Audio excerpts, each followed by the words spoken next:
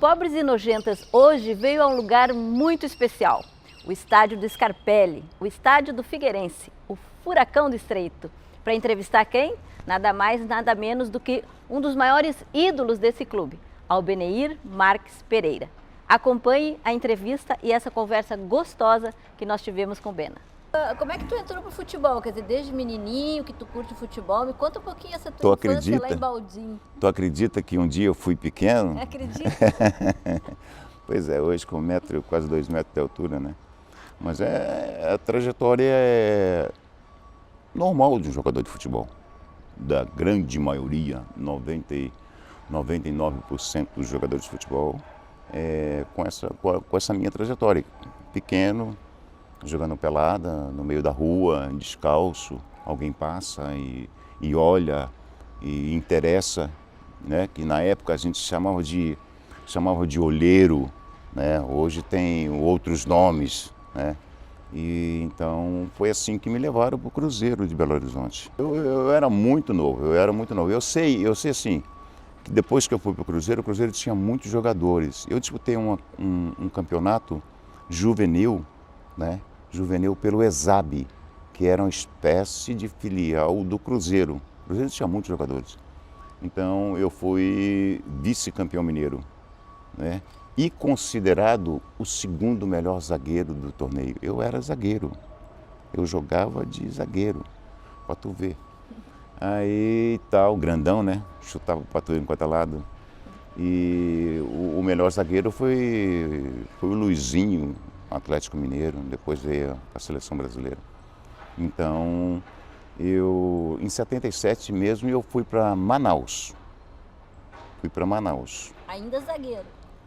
Não, já como centroavante, porque no Cruzeiro eu tive uma oportunidade no ESAB de um treinador desconhecido chamado Carlos Alberto Silva. Simplesmente foi campeão no Guarani em 78. Né? Ele me colocou para jogar de centroavante. Então, eu comecei a fazer gol e nunca mais saí. Então, eu já fui para o Nacional de Manaus, já como centroavante, né? Então, eu joguei contra um goleiro chamado País, um zagueiro chamado Alex, né? Para tu ver o quanto eu sou antigo, né? Carlos Alberto Pintinho, bem no começo, Rivelino no Fluminense, aquela coisa toda. Foi o meu primeiro campeonato brasileiro. Em 78, eu fui para o Brasília, né? Em 79 eu fui para o Operário de Campo Grande, em 80 eu voltei para o Brasília, fui campeão, em 81 eu vim para o Matsubara, do Matsubara para o Atlético Paranaense, e do Atlético Paranaense eu vim para cá. E são 30 anos, 30 e poucos anos de Florianópolis, né? E nisso 7 para 8 anos no Figueirense. E como é que foi a tua passagem pelo Grêmio, né? Foi uma passagem também bem legal, assim, né, na tua vida. Foi muito boa a minha passagem pelo Grêmio. Infelizmente no começo, como é coisa do futebol, quando eu fui para o Grêmio, nas primeiras partidas, na quinta ou sexta partida, não me lembro bem, eu tive uma lesão muito séria no joelho. E essa lesão me deixou praticamente um ano parado. Né? A minha cirurgia foi a primeira feita no Brasil. Eu servi de cobaia para os caras, né? Mas os caras são muito bons. Dr. João, Dr. Machek. Então, deu certo, né? Eu, no final do ano, eu vim para cá para me recuperar no Figueirense, jogando no Figueirense. E em 86, eu voltei para o Grêmio, fui bicampeão gaúcho e vice-artilheiro do campeonato com 26 gols, se não me engano. Então foi muito boa. Deixei grandes amizades no Grêmio, que eu as tenho até hoje. Seu Verade, Renato Gaúcho, Valdo, De Leon, Bonamigo, Mazzaropi, Luiz Carlos, muita gente boa. E também no Internacional, aonde eu ia. Jogava no Grêmio, mas tinha jogado com alguns na seleção brasileira, em 84, né? E então conhecia o pessoal do Internacional. Tinha amizade com o Dunga, tinha amizade com o Pinga, o Aloísio, o Gilmar, o Paulo Vinck. Então, quer dizer, sempre estreitando a amizade, aquela coisa toda, que eu sempre fui assim, né, cara? Um negão meio chato, mas um negão que gosta de amizade pra caramba. E aqui em Florianópolis, você também tivesse essa experiência de estar no Figueirense e estar no Avaí, né? Como é que foi Também essa viagem? tive um prazer muito grande de jogar no Avaí, né? No co-irmão, vamos dizer assim, que todos sabem o meu apreço que eu tenho pelo Figueirense, todo mundo sabe, e público e notório, como a minha vida é. E então eu tive muito prazer em jogar no Avaí 92, onde fui convidado pelo falecido Nilson Fidelis, o Pico, né? E super bem recebido pelo João Carlos Dias, Sérgio Lopes, Ademir, Pereirinha, o Duca, né? Esse pessoal me recebeu super bem e era o encerramento da minha carreira, né? Já beirando aos 38 anos, então era o encerramento da minha carreira. Poderia encerrar de uma outra maneira, mas infelizmente nós ganhamos o primeiro jogo da final no Estádio da Ressacada. E o segundo jogo, nós poderíamos estar jogando até hoje, que a gente estava perdendo até hoje. Perdemos o título. Aquilo ali me deixou uma coisa tão ruim, tão ruim, cara. O último ano meu de profissional. Eu nunca fui campeão catarinense. Nem pelo Figueirense e nem por time nenhum. O único título que eu tenho é de uma taça Mané Garrincha, se não me engano, lá por meados de 83, né? Aqui no Scarpelli. Então é o único título que eu tenho. Cara, olha só, já pensou? Eu já sou um cara folgado. Já pensou se eu fosse campeão? Ia ser mais folgado ainda. Vai vir foi por isso. Vai vir foi por isso. Né? Ainda o Albeneir. Fugiu bem o Albeneir. Golaço! Uma das características tua que eu sempre admirei muito é que, assim como pessoas como o Éder, como o próprio Renato, enfim, como Sócrates, os grandes jogadores que também foram pessoas que nunca tiveram medo. Essa parte de grandes jogadores aí eu acredito muito, eu agradeço muito. Mas que foram pessoas que nunca tiveram medo de se colocar, de falar das coisas, não só da coisa do futebol, né? Como é que foi pra ti isso, assim, quer dizer, uma pessoa que tem opinião, que era uma pessoa que, mesmo jogando, falava de outros temas que não o futebol, dava palpite sobre as coisas? Eu, assim, eu poderia ter estudado mais. Mas eu tive uma escolha. Como todos nós temos o livre-arbítrio, eu escolhi jogar futebol. E larguei o estudo, abandonei o estudo. Mas eu tive uma criação mineira. Um pai e uma mãe, eu sou filho único, né? Um pai e a mãe, que me deram uma educação, aquela de olhar nos olhos. E eu comecei a rodar cedo, como eu estou falando para você, em 77. Eu peguei a estrada. E eu vivi em grupos até 93, quando eu encerrei a minha carreira. Então, é tanta coisa que você vê, que você não pode ficar quieto. Porque você é errado, não é legal, não é bacana. E eu talvez, na brincadeira, talvez até pelo meu tamanho, né? Pela semblante fechado meu e tal, o pessoal fica meio assim e tudo. Mas eu sempre questionei e faço as coisas para mim. Gosto de assumir, gosto de dar minha cara para bater, adoro isso, adoro desafios, sempre gostei. Então, assim, cada um tem a sua maneira. A minha maneira era essa e é essa maneira. Durante algum certo tempo, eu perdi isso, que foi na época em que eu mergulhei de cabeça na bebida, né, no álcool, e tive sérios problemas com o álcool. Eu sou um alcoólatra, e há 8 anos limpo, né, graças a Deus, mas perdi um pouco daquela essência que os meus pais me deram lá em Belo Horizonte, perdi um pouco. Mas graças à amizade, a amigos, verdadeiros amigos, né? Os verdadeiros amigos, eu consegui resgatar tudo isso. Né? Porque quando eu falo dos verdadeiros amigos, porque o que tem de traíra por aí não é fácil. Né? Então é o seguinte, eu costumo dizer que você vale aquilo que você tem no bolso. Para muita gente você vale aquilo que você tem no bolso. E você acompanhou a minha trajetória dentro de Florianópolis. Eu sou um cara que eu nunca liguei para isso, cara. Nunca liguei para dinheiro, nunca liguei. Ganhou muito dinheiro e gastou também bastante. Feliz da vida. Feliz da fiz o que eu quis. E muito generoso também, né?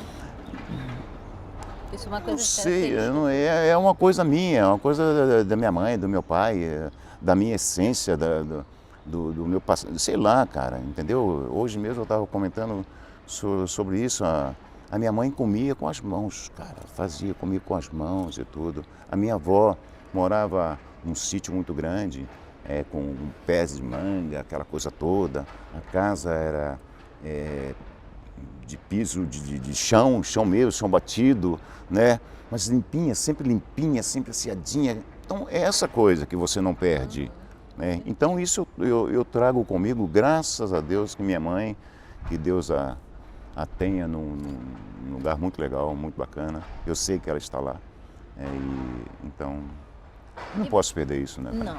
E Bena, hoje em dia, por exemplo, tu é praticamente assim, eu vejo, né, nas redes sociais e tudo assim, uma figura que é a cara do Figueirense. Né? Assim, tu representa hoje o Figueirense e tu é amado pelas pessoas que amam o Figueirense e tu tem um trabalho dentro do Figueirense onde tu trabalha com a gurizada, tu mexe com relações públicas, enfim.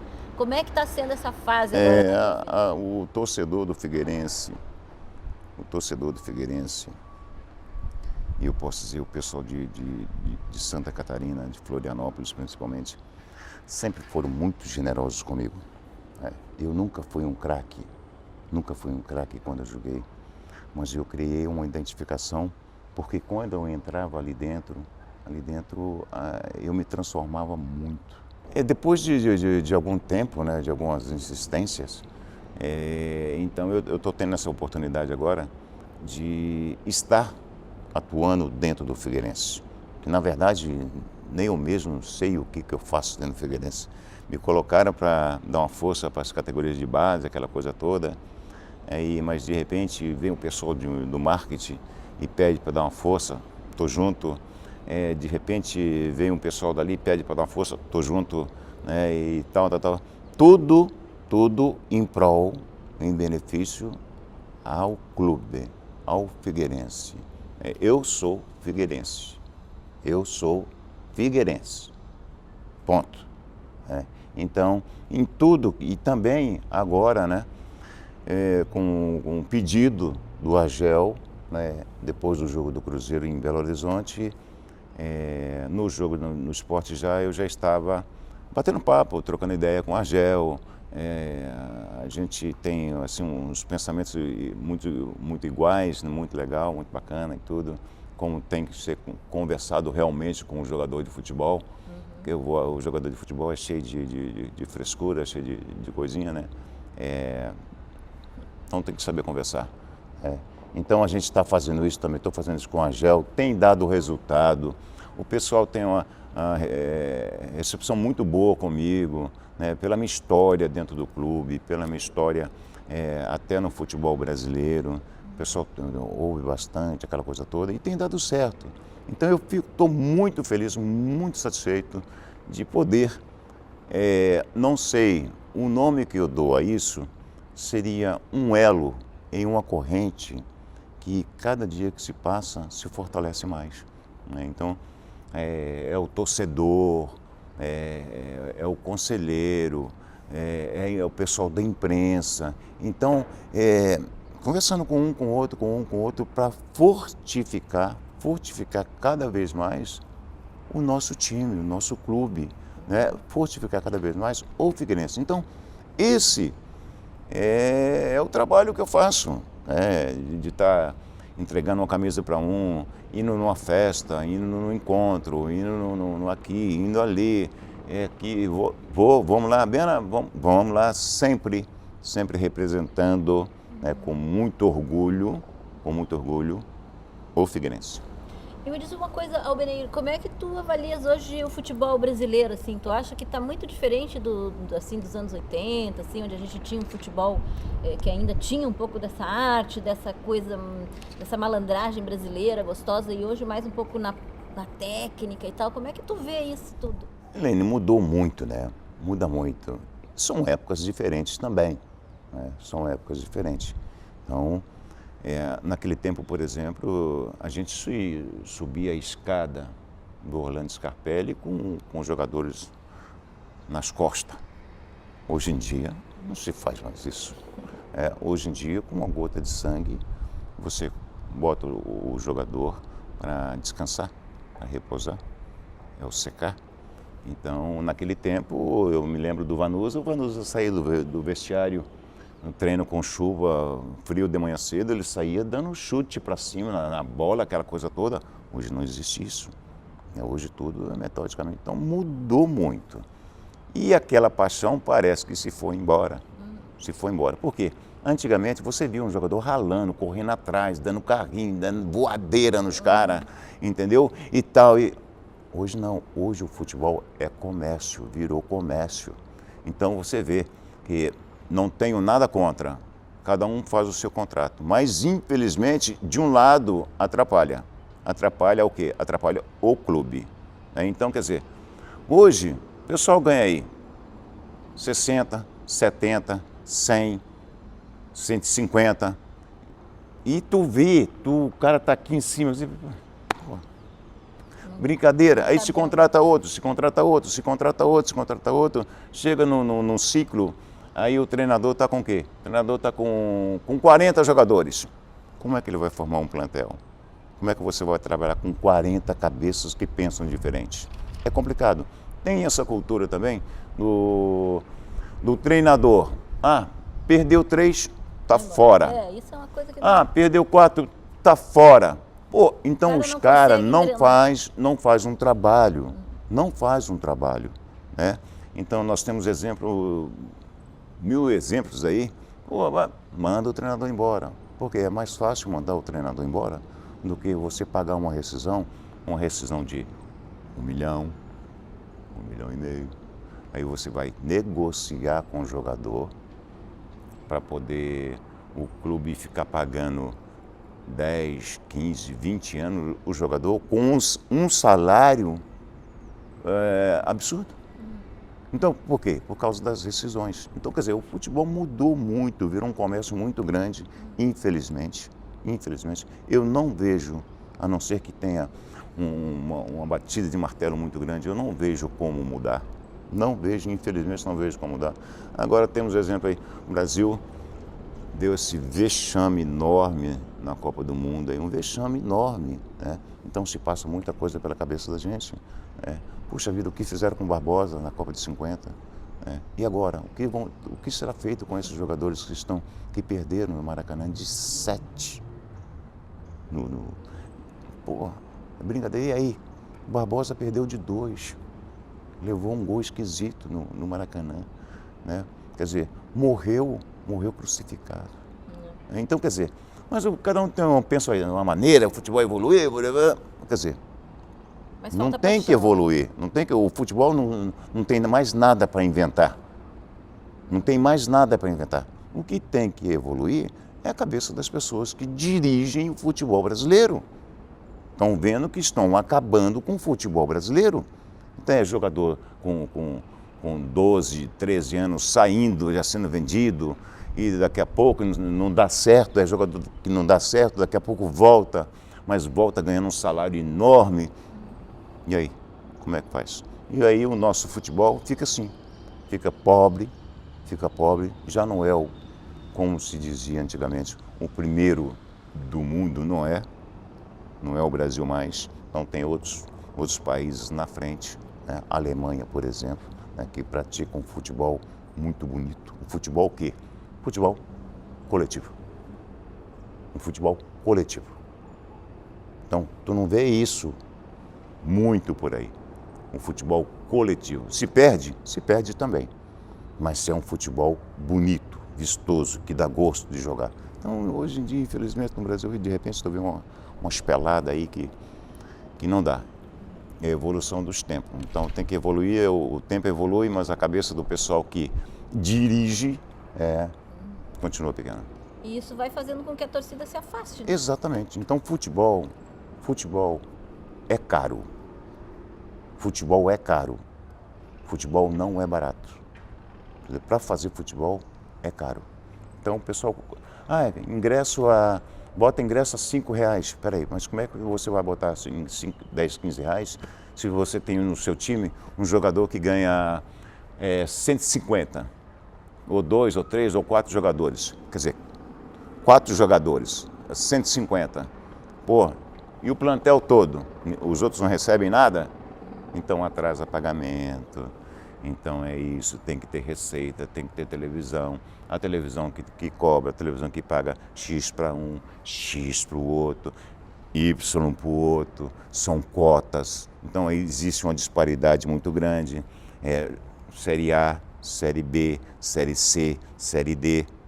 Então, qual é a tendência do futebol? É o declínio do futebol. É o declínio do futebol. Hoje estamos aí com quantas arenas. E aí, vai melhorar o quê? Vai melhorar o futebol? Com o nível que nós temos hoje? Então, foi perguntado há um tempo atrás aí a um jogador de futebol, pouco conhecido, o Zenon. Zenon, você jogaria hoje? E ele respondeu, não, eu quero ver se os caras de hoje jogariam naquele tempo.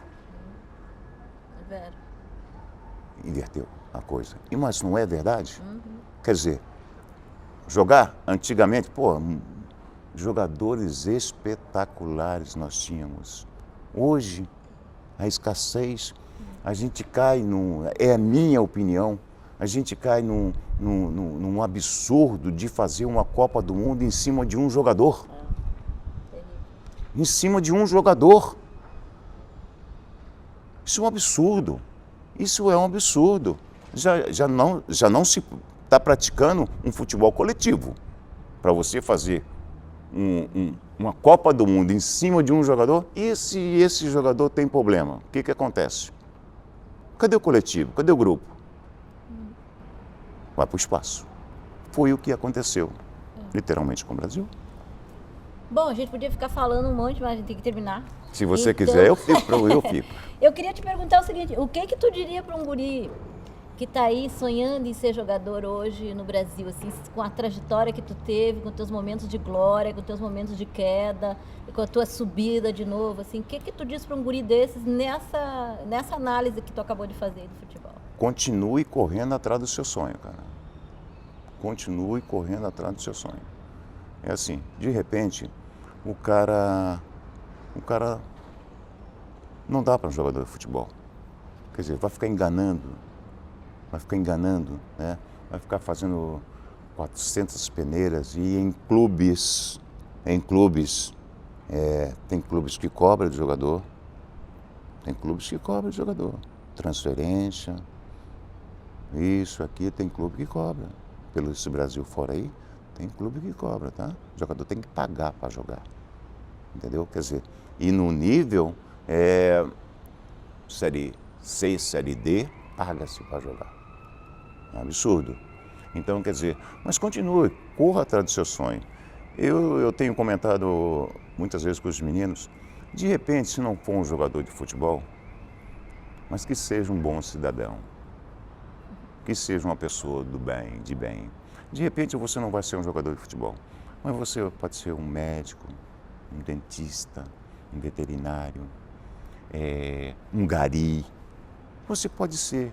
Mas tudo aquilo que você fizer, faça bem, faça com amor, né?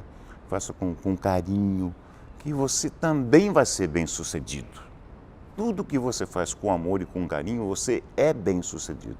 Então, necessariamente, você não precisa ser um jogador de futebol. Porque todo brasileiro, homem, é jogador de futebol. O lugar que tem gente boa, né, cara? Então, assim, E ó, agora as mulheres também. exatamente. As meninas são maravilhosas, né? Então, quer dizer, estão procurando espaço também, que é muito complicado, é muito difícil. É muito difícil. Então, assim, não desista do seu sonho, né? Se não der aqui, cara, não der aqui, ali. É como se diz, né? Porque Deus não fecha a porta. Mas diz, Deus fecha a porta aqui, abre-se outras ali. Deus não fecha a porta. Não fecha a porta para ninguém. Deus é amor, né? Então, quer dizer, a partir disso, você pode se tornar bom. Nós somos bons em alguma coisa. Em alguma coisa você tem que ser bom. Em alguma coisa você tem que ser bom. Entendeu? Então tem que correr atrás do sonho, corra atrás do seu sonho, persevere, lute, sempre na boa, tranquilo, com tranquilidade. Então, beleza? Obrigado, obrigadão, tá? Prazerão enorme. Eu que te adoro, cara. Obrigado pela oportunidade. Ainda Tá o bom? Albenir. Fugiu bem o Albenir. Eu sou figueirense. Eu sou figueirense. Figueira, a tua glória é lutar, e a tua vitória, tanta alegria nos dá. Tu és o mais querido, és o colosso, és forte de fato. Vamos, meu figueirense, vencer esse campeonato. Figueira, Figueira, a tua glória